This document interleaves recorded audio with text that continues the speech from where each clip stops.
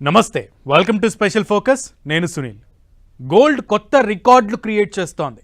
Rocket కంటే స్పీడ్గా దూసుకెళ్తున్న పసిడిని చూసి దిగిరా బంగారం అంటున్నారు మధ్యతరగతి జనాలు.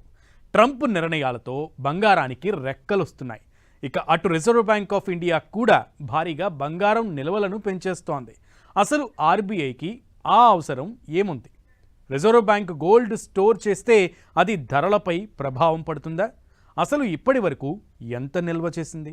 నిల్వ చేసిన వాటితో ఏం చేయబోతోంది?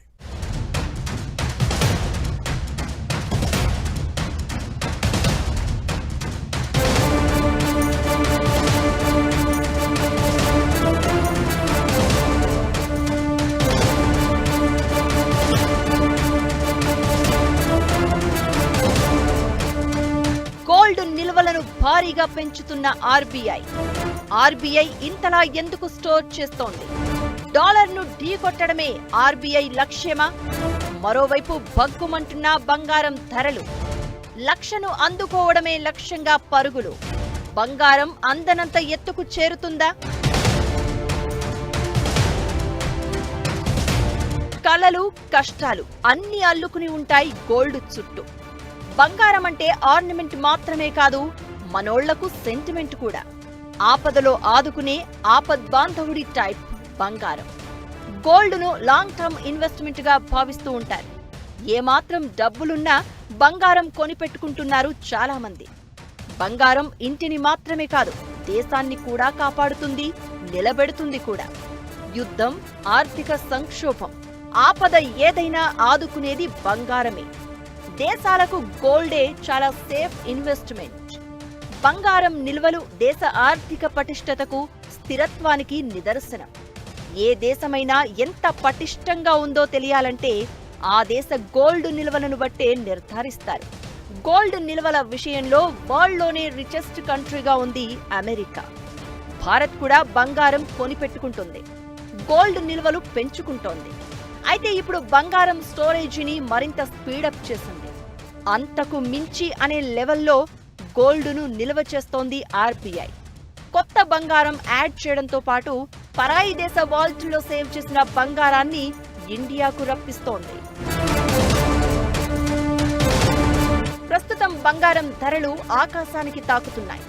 ట్యాక్స్లతో కలిసి కొన్ని ఏరియాల్లో తులం బంగారం 90,000 దాటేసింది. 10 గ్రాముల బంగారం ₹1,00,000 అవడానికి పెద్దగా సమయం పట్టకపోవడం ఖాయం. 2025లో అంటే అటూ ఇటుగా 40 రోజుల్లో బంగారం ధర 10% పైగా పెరిగింది. 10వ తేదీనే బంగారం ధరలు 1.5% పైగా పెరిగి రికార్డు స్థాయికి చేరుకున్నాయి. అమెరికా అధ్యక్షుడిగా రెండోసారి బాధ్యతలు తీసుకున్న ట్రంప్ తన మార్క్ నిర్ణయాలతో ప్రపంచాన్ని వణికిస్తున్నాడు. టారిఫ్ల పెంపుతో ట్రేడ్ వార్కు తెర తీస్తున్నాడు. ఇదే బంగారానికి రెక్కలు వచ్చేలా చేస్తున్నాయి. వాణిజ్య యుద్ధం భయంతో బంగారానికి భారీగా డిమాండ్ పెరుగుతోంది. ఇక ఉక్కు, అల్యూమినియం దిగుమతులపై అదనంగా 25% సుంకం విధించే ప్రణాళికలను ట్రంప్ ప్రకటించారు. ఇతర దేశాలు విధించిన రేట్లకు సరిపోయే పరస్పర సుంకాలను ప్రకటిస్తాను అని, వాటిని వెంటనే అమలు చేస్తాను అని చెప్పారు. ఇలాంటి ఆర్థిక, భౌగోళిక, రాజకీయ సంక్షోభాల సమయంలో బంగారాన్ని సురక్షితమైన పెట్టుబడిగా చూస్తున్నారు. దీంతో బంగారం ధరలకు రెక్కలు వస్తున్నాయి. రిజర్వ్ బ్యాంక్ ఆఫ్ ఇండియా కూడా పెద్ద మొత్తంలో బంగారాన్ని కొనుగోలు చేస్తోంది. భారీగా నిల్వలు పెంచేస్తోంది. ఇదే ఇప్పుడు హాట్ టాపిక్ అవుతోంది. జనవరి 31 నాటికి భారతదేశ విదేశీ మారక నిల్వలు $630.6 బిలియన్ ఉన్నాయి. అంతకు ముందు వారం అంటే జనవరి 24తో కంపేర్ చేస్తే $1.05 బిలియన్ పెరిగింది. ఈ పెరుగుదలకు కారణం బంగారం నిల్వలు. గత ఏడాది చివరి నాటికి రిజర్వ్ బ్యాంక్ దగ్గర 876.18 టన్నుల బంగారం నిల్వ ఉంది. మార్కెట్ వాల్యూ ప్రకారం దీని విలువ $62.6 బిలియన్. 2023 డిసెంబర్లో బంగారం నిల్వలు 803.58 టన్నులుగా ఉండేది. దీని విలువ $48.3 బిలియన్. అంటే ఒక్క ఏడాదిలోనే 72.6 టన్నుల బంగారాన్ని ఆర్బీఐ కొనుగోలు చేసింది. ఇది never before ever after record. 2017లో ఆర్బీఐ బంగారం కొనుగోళ్లు మొదలుపెట్టిన తర్వాత ఒక ఏడాదిలో ఇంత గోల్డ్ కొనడం ఇదే సెకండ్ హైయెస్ట్. నిజానికి చాలా దేశాల్లోని కేంద్ర బ్యాంకులు వ్యూహాత్మకంగా పసిడి నిల్వలను పెంచుకునే పనిలో ఉన్నాయి. ఇందులో ఆర్బీఐ దూకుడు మీద కనిపిస్తోంది. గత ఏడాది నవంబర్లో వివిధ కేంద్ర బ్యాంకులన్నీ కలిపి 53 టన్నుల బంగారాన్ని కొనుగోలు చేయగా ఆర్బీఐ 8 టన్నుల పసిడి కొనుగోలు చేసింది. తద్వారా నవంబర్ నెలలో మూడో అతిపెద్ద కేంద్ర బ్యాంకుగా నిలవడంతో పాటు తన నిల్వలను మరింత పెంచుకుంది. అమెరికా ఎన్నికల సమయంలో నవంబరులో బంగారం ధరలు తగ్గుముఖం పట్టాయి. దీన్ని ఆర్బీఐ అవకాశంగా మార్చుకుంది. గత ఏడాది నవంబరు వరకు మొత్తం 72.6 టన్నుల గోల్డ్ను ఆర్బీఐ కొనుగోలు చేసింది. తన మొత్తం నిల్వలను 876 టన్నులకు పెంచుకుంది. 2024లో పోలాండ్ తర్వాత అత్యధికంగా బంగారాన్ని కొనుగోలు చేసిన రెండో అతిపెద్ద కేంద్ర బ్యాంకుగా ఆర్బీఐ నిలిచింది. యుద్ధాలు, ద్రవ్యోల్బణంతో పాటు ఇతర సవాళ్లను లెక్కలోకి తీసుకుని రిస్క్ తగ్గించే ఉద్దేశంతో కేంద్ర బ్యాంకులు వ్యూహాత్మకంగా బంగారం నిల్వలు పెంచుకునేందుకు ఆసక్తి చూపిస్తాయి. దేశంలోనే కాకుండా విదేశాల్లోనూ భారీగా బంగారాన్ని దాచింది ఆర్బీఐ. పెరుగుతున్న భౌగోళిక, రాజకీయ ఉద్రిక్తతలతో గత ఏడాది 102 టన్నుల బంగారాన్ని బ్యాంక్ ఆఫ్ ఇంగ్లాండ్ వాల్ట్ నుంచి స్వదేశానికి తీసుకొచ్చింది. రష్యా యుక్రెయిన్ యుద్ధం స్టార్ట్ అయిన తర్వాత 2022 నుంచి ఇప్పటి వరకు దాదాపు 214 టన్నుల గోల్డ్ను స్వదేశానికి తీసుకొచ్చింది ఆర్బీఐ. 1990లో బ్యాలెన్స్ ఆఫ్ పేమెంట్ సంక్షోభం కారణంగా చేపట్టిన తరలింపు తర్వాత ఇదే మొదటి భారీ తరలింపు. భారతదేశ విదేశీ మారక నిల్వల్లో అమెరికా డాలర్ ప్రధాన భాగంగా ఉన్న ఇతర కరెన్సీలు, బంగారంలో కూడా ఆర్బీఐ నిల్వలను కలిగి ఉంది. ఇది డాలర్ను ఢీకొట్టేందుకు ఉపయోగపడే అవకాశం ఉంటుంది.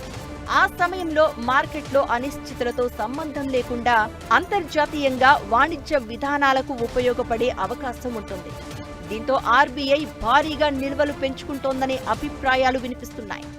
అయితే డీ-డాలరైజేషన్ పై ప్రపంచవ్యాప్తంగా చర్చలు జరుగుతున్న సమయంలో బంగారం నిల్వలు పెంచుకోవడంపై భారత్ దృష్టి సారించడం కొత్త చర్చకు దారితీస్తోంది.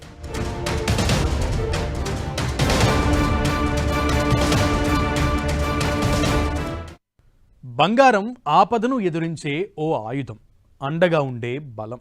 ఇప్పుడు దేశానికి కూడా అదే వర్తించబోతుందా? ఆర్బీఐ నిల్వలు చెప్తుంది అదేనా అనే చర్చ మొదలైంది. డీ-డాలరైజేషన్ ప్రయత్నాలు ట్రంప్నకు కూడా టెన్షన్ పెట్టిస్తున్నాయి. ఇలాంటి టైంలో అభివృద్ధి చెందుతున్న దేశాలు బంగారం నిల్వలు పెంచుకోవడం ఆసక్తికర చర్చకు దారితీస్తోంది. అలాంటిదేమీ లేదని భారత్ చెప్తున్నా అసలు కారణం అదేనా? అసలు పెరిగే బంగారు నిల్వల ప్రభావం ఆర్థిక వ్యవస్థపై ఎలా పడుతుంది? ఎలాంటి మార్పునకు కారణమవుతుంది? Watch this.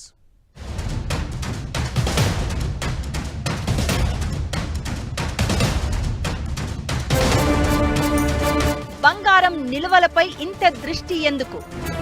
గోల్డ్ నిల్వలు ఏ అంశాలను ఎఫెక్ట్ చేస్తాయి? డాలర్ను డామినేట్ చేయడం ఖాయమా? ఆర్థిక వ్యవస్థపై బంగారు నిల్వల ప్రభావం ఎంత?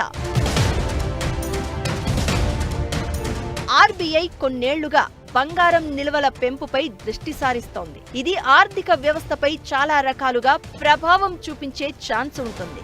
మొదటి ప్రధాన కారణం డీ-డాలరైజేషన్.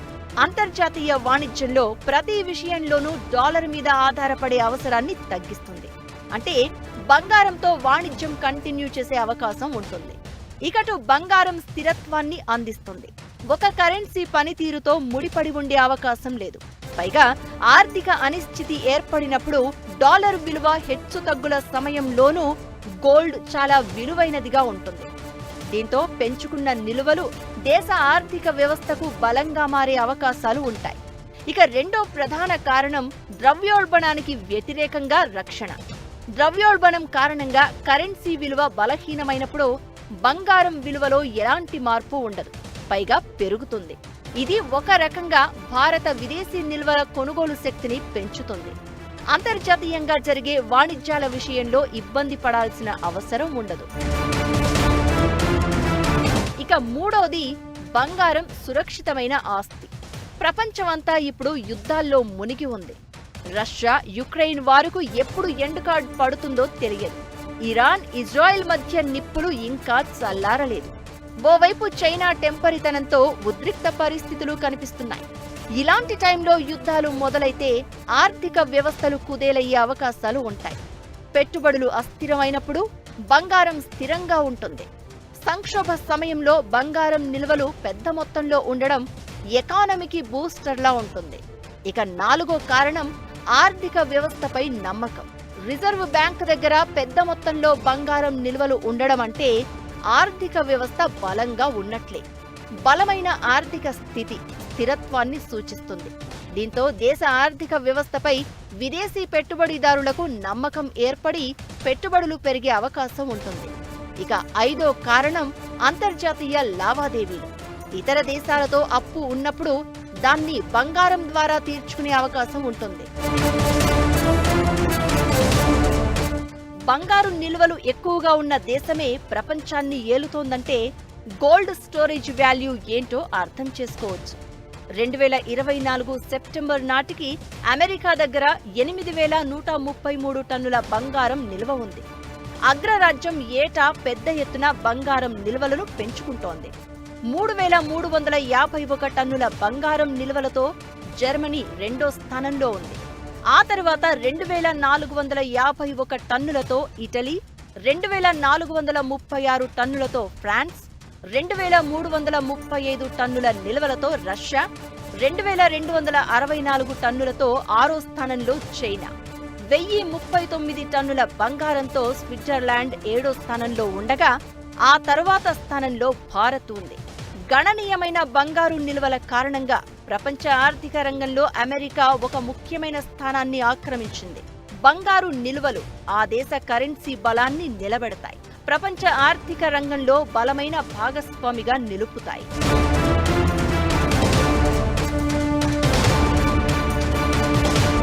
ప్రపంచ పరిణామాలతో ఇతర దేశాల ఆర్థిక వ్యవస్థలు ప్రభావితమైన మన దేశంపై పెద్దగా ప్రభావం పడకుండా ఉండేలా ఎప్పటికప్పుడు బంగారంపై ఆర్బీఐ పెట్టుబడులు పెడుతూ ఉంటుంది.